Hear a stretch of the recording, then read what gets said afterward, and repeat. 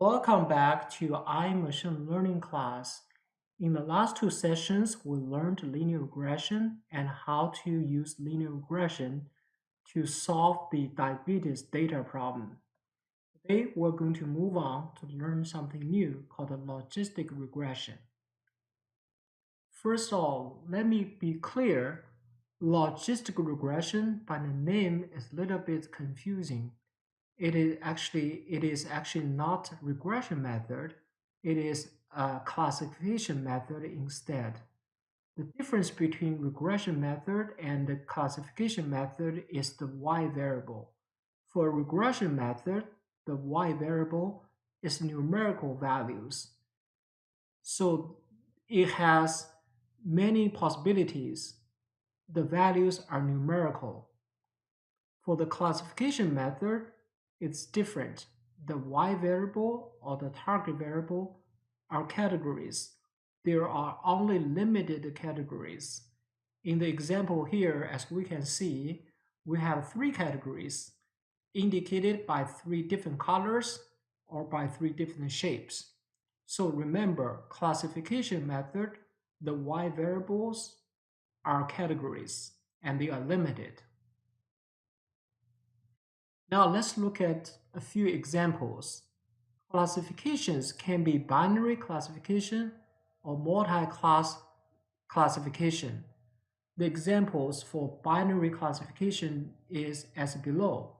Grade, we may have either pass or fail, two choices, two categories. Email, we may have a spam, non-spam, again, two categories, two choices. If we talk about the loan borrower, somebody borrowed a loan, there are two outcomes.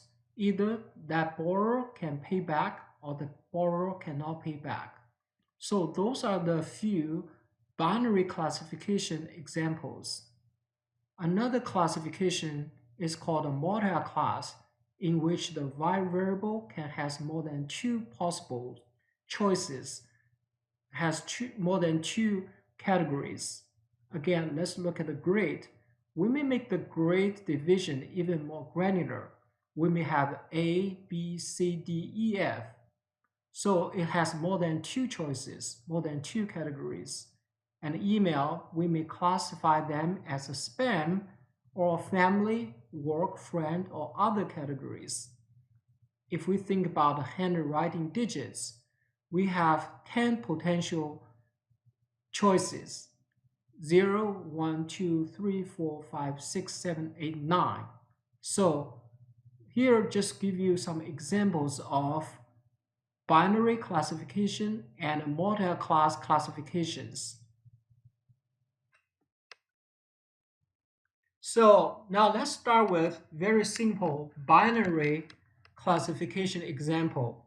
In this case, we want to study the relationship between the number of hours each student spent studying and the outcome from the exam.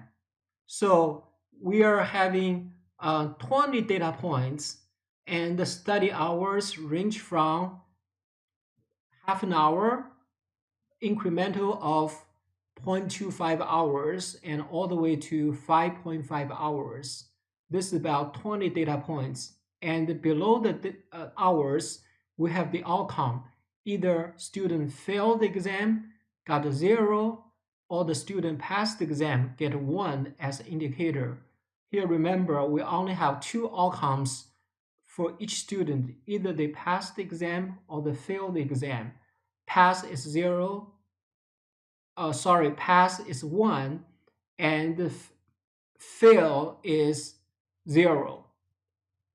So if we plot the data to the paper or to the computer, as you can see here, so the horizontal, the x-axis represent number of hours students have studied, and the vertical, the y-axis is either 0 or 1 because we have only two outcomes. Either student passed the exam is 1 or the student fails the exam, which is 0.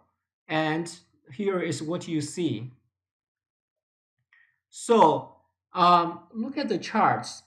We kind of get some sense, right? There's some relationship between the study hours and the exam outcome. As we can see that if somebody spend too little time for studying, most likely the outcome is fail. You got zero. If someone spend a lot of time study, and the outcome is more likely to be pass, one. And in the middle, it's not so clear. It may pass or may fail. So a little bit uncertain for the middle of the range. So that's kind of an intuition we can get just by eyeing, looking at the plot. So now let's do something, right? We have learned linear regression. The first thing we can do is, what if we build a linear regression line to the data that we just look at? And if we do that, the orange line is the best linear regression line that we can get by using the linear regression method. Just by looking at the orange line and the blue dots of the actual data, you may immediately notice something not quite right. Obviously, there are two issues are not quite right with the linear regression. First, look at the actual data, the blue dots. You can tell that is their pattern between the study hours and the pass or not pass outcome do not appear to be so linear, right? So, but the linear regression is trying to capture relationship as a linear relationship. So that's obvious issue number one. The obvious issue number two is, as you can also see that is, for the orange line, at the very low end of study hours, the probability from the linear regression is negative. On the other extreme, when the study hours is a lot, the probability exceeds 1, right? The outcome exceeds 1. This is not right because we know the outcomes are only either 1 or 0. Or if we talk about probability, it should be somewhere between 0 and 1, right? But now we're seeing we're getting negative value, we're getting some value greater than 1. So that's not right. So those are the two obvious issues. There's also a third one, which is less obvious issue with linear regression. That is, let's say if we have one more new observation, which is somebody studied for 8 hours because that person studied so much, and most likely this person will pass the exam.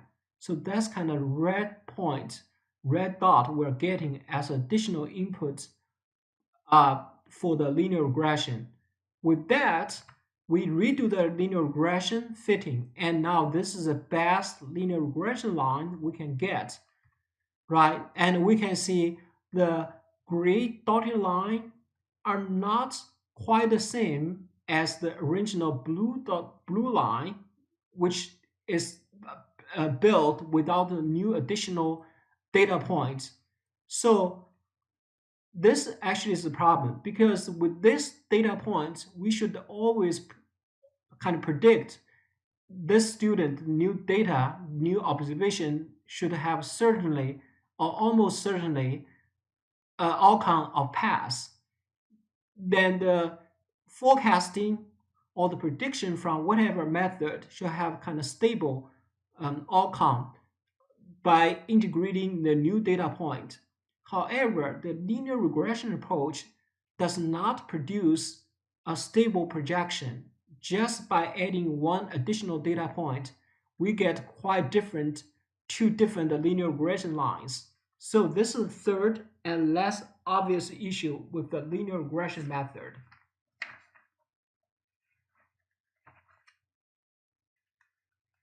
So what can we do?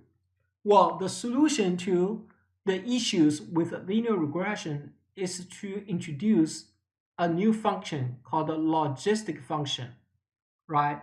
So let's start with the linear regression. So we only have one variable, study, number of studying studying hours. And if we just build a simple linear regression, its form, its function form is just like this.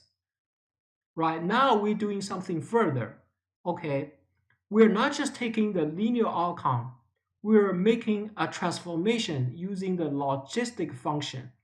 And logistic function takes this form. Basically, it's 1 divided by something in the denominator, and the denominator itself is 1 plus exponential of natural number e to something like b0 plus b1 times x1 and negate it and apply to the exponential part here. So essentially, this part b0 plus b1 x1 is linear regression. We just take one step further using the logistic function to convert the linear regression result into something else, into a value called the p, right? The p is going to be our prediction, and the p itself can be interpreted as the probability of achieving the outcome 1, the probability of achieving the past outcome with our student studying hours and pass, not pass example.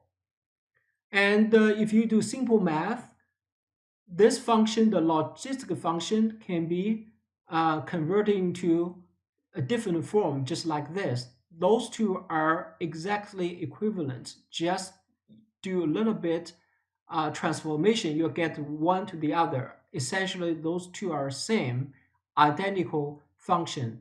So this function is either called logistic function or another name is called a sigmoid function. So just remember, logistic function is just another name of sigmoid function. So those two names can be used at the place of each other. They are exchangeable. So this is a function, the formula you need to remember.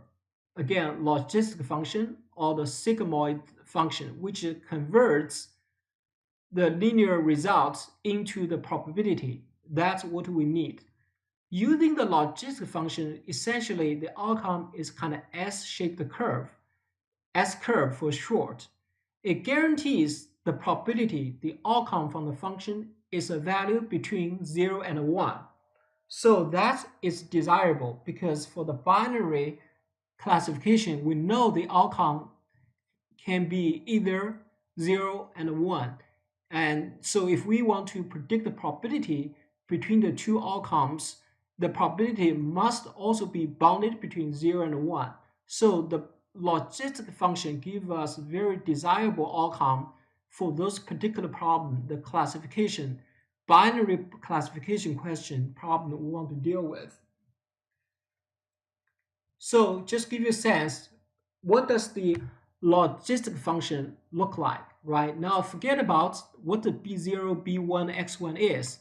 Just assume we know this whole part, b0 plus b1, x1, is in the range of -5 to +5.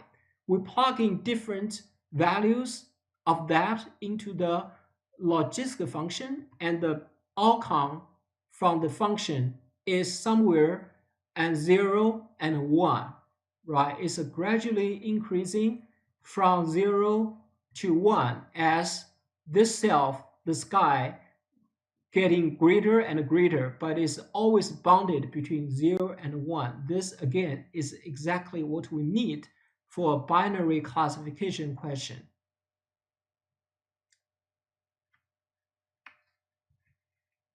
So let's going back to the studying hour and the pass fail problem again. Right here, we know the blue dots are the study hours and outcome from the students' exam, right? And then if we build the S-curve, as we see on previous page, we get the orange curve. It's one choice. But if we change the B0, B1 to different values, we potentially can get different S-curves could be a green one like this or orange one like this, right? Now the question is, how can we optimize the B0 and B1 values so that we can get the best S-curve? Later we'll define what the best means, right? First, we understand we are converting the question into how to optimize B0 and B1 so that we can get the best prediction or the best S-curve for the binary classification question. So furthermore, let's generalize the problem a little bit.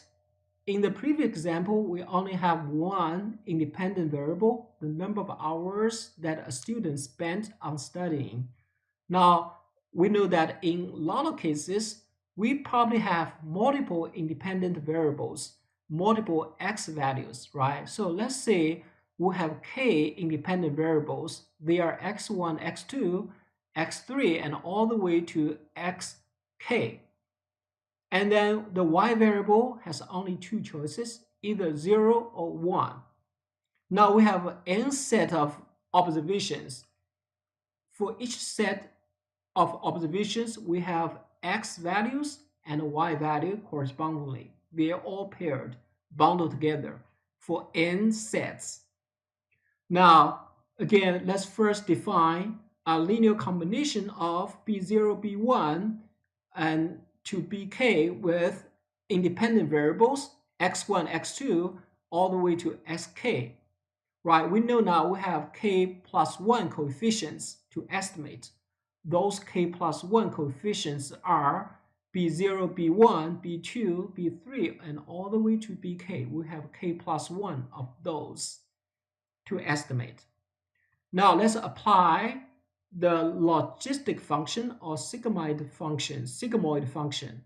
Basically, we convert the linear combination of b values and x values into probability, right? So this is what we get here.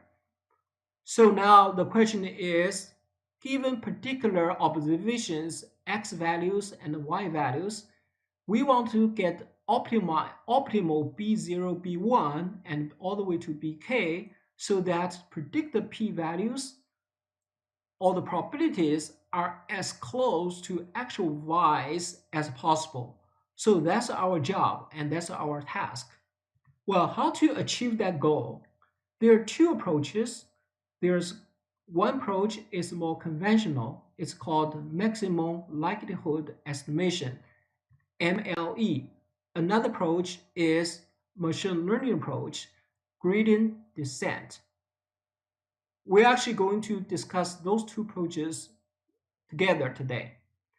And also want to point out those two approaches actually are very, very highly, deeply connected. Furthermore, right, we know the P prediction from the logistic function represents the probability of the y variable is equal to 1.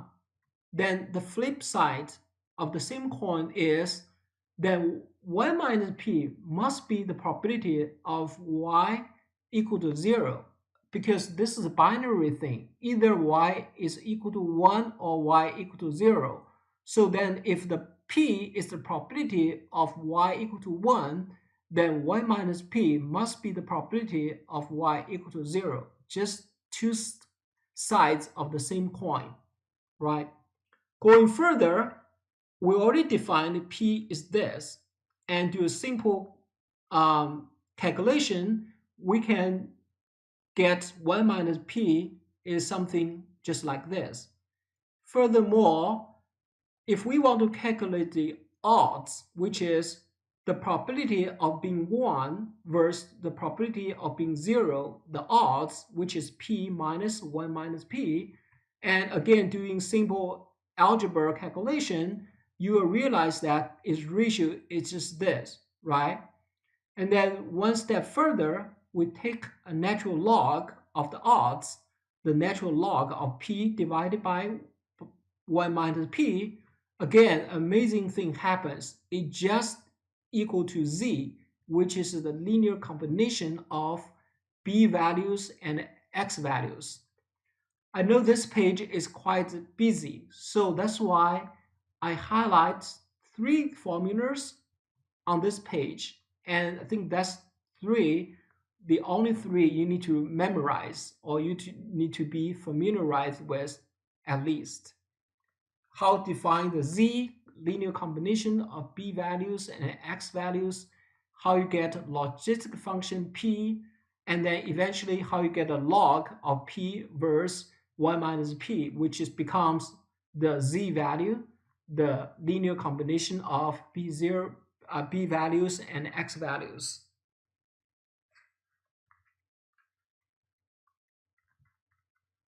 So, all right, let's think about how we can get optimal estimations for the b values, b0, b1, p3, and all the way to bk, right? So that's the question. That's the task we need to deal with. So as you recall, in the linear regression, we have a linear line and its estimation, and then we compare the model prediction or the estimation with the actual values. We calculate the sum of squares of residuals, right? Y prediction relative to the y actual is the residual. We square the residual, sum them up, and that's the cost of linear regression. Actually, this is not the way we're going to do for logistic regression. We'll talk later why not doing this. Actually, for logistic regression, we want to do something different, okay? The traditional way is get MLE, right? Maximum likelihood estimation. And what that means is we look at the overall likelihood of all the observations, and with that, how likely the model we're getting have the best estimation given all the observations, right? So we first think about individual observation, one observation by another observation. We want to measure the likelihood, or another way, the probability of being correct for that particular observation. Then we also assume that since we have n observations and each observation, its probability of being correct is independent to itself, so then for the overall n examples, n observations, the overall likelihood, the overall probability is the product of first observation, the probability of first observation times probability of second observation, and then doing this on and on for all the individual observations. We actually multiply individual observations likelihood from the estimation. Then overall is called the overall likelihood. Basically, the goal is by optimizing the coefficients, the b values, we can get maximum likelihood being right, being correct. So that's how we're going to do for the MLE on the logistic regression. So that's a lot, right? Let's look at one individual example first. Well, let's focus on the ith observation, right? We have n observations in the data. Let's think about how we define the ith observations likelihood from the logistic function, right? So we see the likelihood like as percentage probability of being correct from the model, right? So we define the correctness percentage of the likelihood for the ith observation as this way. If we know the ith observation actually has a target variable y, then the correctness percentage or the likelihood is defined as pi, our prediction, times yi. Because we know yi is 1, the outcome is 1, so it's just equivalent to pi, our model's prediction. So that's the case for the ith observation has a target value, y value of 1. If the ith observation has an outcome, actual y of 0, then its likelihood or the percentage being correct is defined as 1 minus pi times 1 minus yi. Because we know yi is 0, then this part essentially is 1, and then whole thing is equivalent to 1 minus pi, right? So basically the likelihood for individual observations is defined this way. If the actual y is 1, it's simply pi, and if the actual value is 0, it's simply 1 minus pi. And pi again is our prediction, our model's prediction for the ith observation. And again, the yi, the ith observation, its target variable can only have two choices. It's either 0 or 1. So why does this kind of definition of likelihood or the percentage of being correct make sense? We can check a few scenarios. Let's check 4 scenarios for now. In the first scenario, let's assume the actual y is indeed 1, and our model also predicts a predicted probability pi very close to 1, which is correct because your prediction lines up with the actual pretty well. Then the likelihood or the correctness percentage becomes very close to 1 because we are falling into this category, right? On the other hand, if the actual y is really 1, but our prediction is given something really close to 0, we know this is not right, is in conflict with the actual. In this case, the correctness percentage will be almost 0 because again, we're in this part, in this if condition, and we're getting pi is something really close to 0, right? So this is incorrect. And then the third scenario is if the actual y is indeed 0, but our prediction pi is something really close to 1. Again, you know this is wrong because pi is very inconsistent with 0, the y actual value, which is incorrect. And we're also giving this score a likelihood very close to 0 because now we're falling to this block.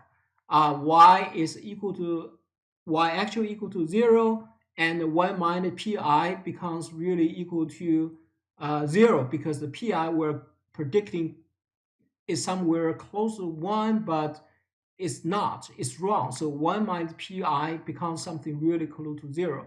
So we'll get the penalty, and this is a very unlikely, right? Get 0. Now the fourth case we're going to examine is the y actual is 0, but now the pi, our prediction is also close to 0, which is good, means our prediction is pretty good. And again, and we're getting likelihood of almost 1 because again, we're applying this part of the logic because y actual is 0 and 1 minus pi will be something really close to 1. So by looking at the 4 scenarios, we know the rules, the definitions we're applying here make sense.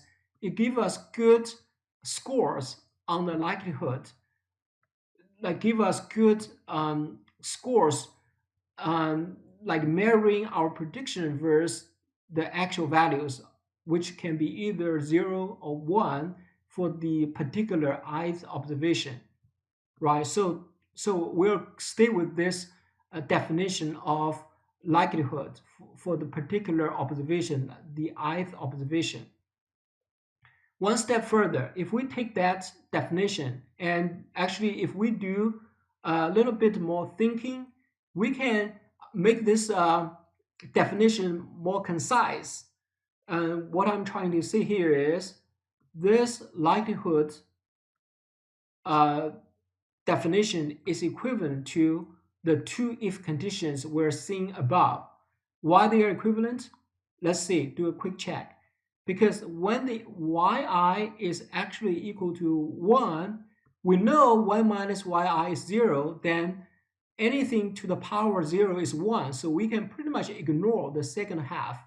Then we're left with pi to the power of yi. Again, yi is 1, so this outcome is just pi, which is same here, pi, right? Another scenario is if yi is 0, then this part becomes muted because anything to the power 0 is 1.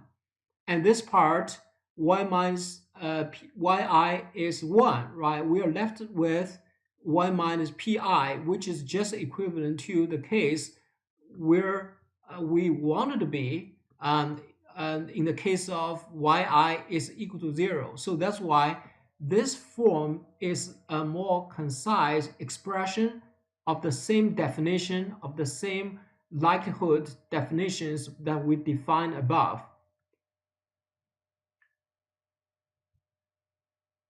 So go further, right? If we know particular observations correctness percentage or likelihood, we just put all them together. We multiply them all together. This is a math term, means product of a sequence of values.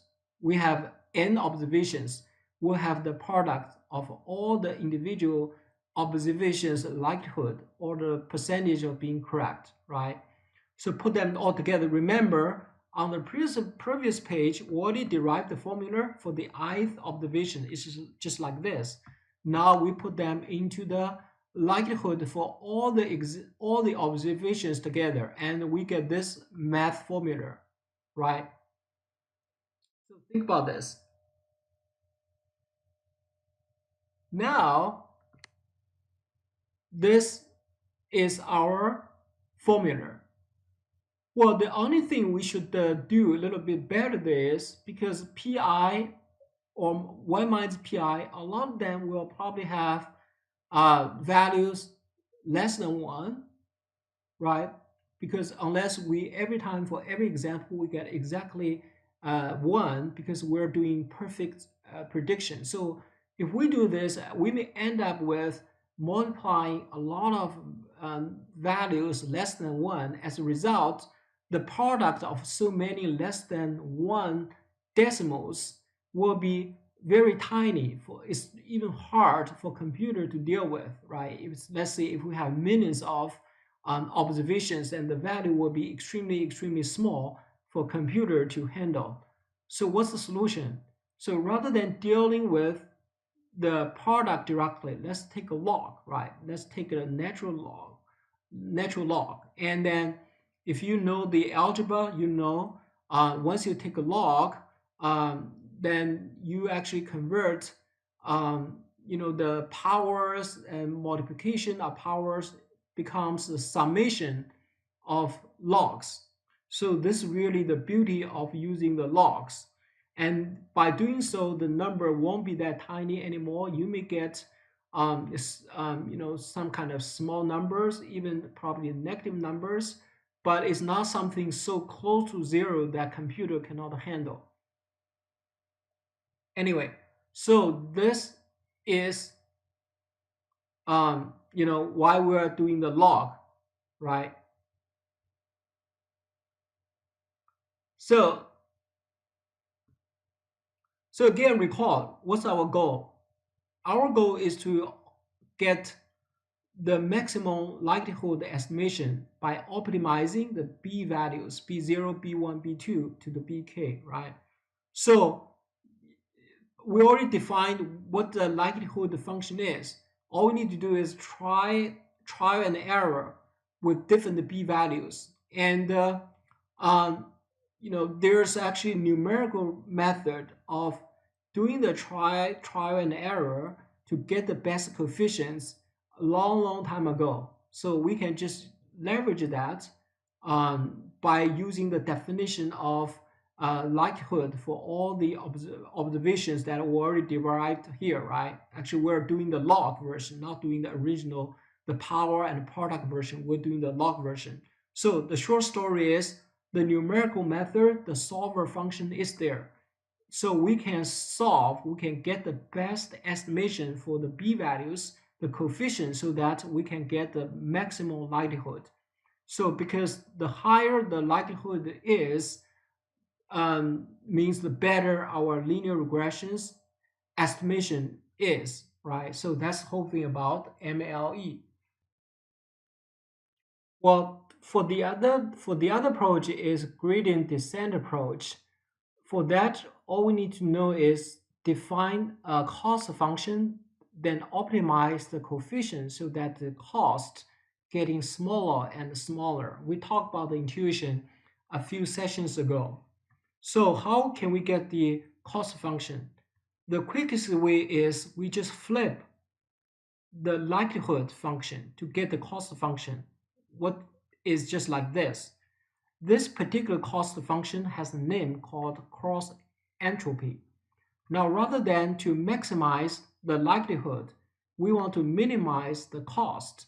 So that's all the gradient descent approach about. So we are getting the cost function from this way. In fact, if we go through a different route by using the information theory, we can also derive the same cost function for a binary classification question. Cross-entropy in general just means information is not being organized or being delivered, expressed in the most efficient way. So it's a chaos, it's a mess, so it's a cost. So that's the name of cross entropy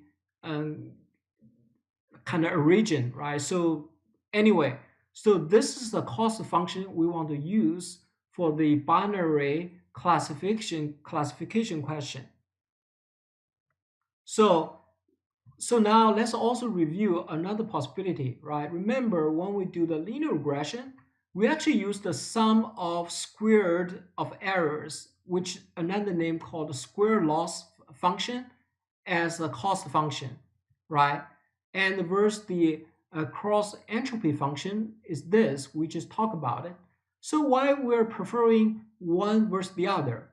Because pi is a nonlinear function. And by doing this cross entropy, we kind of get a loss function kind of convex, right? So with the convex blue curve here, we only have one minimum, which is global minimum. So that's the cross entropy cost function.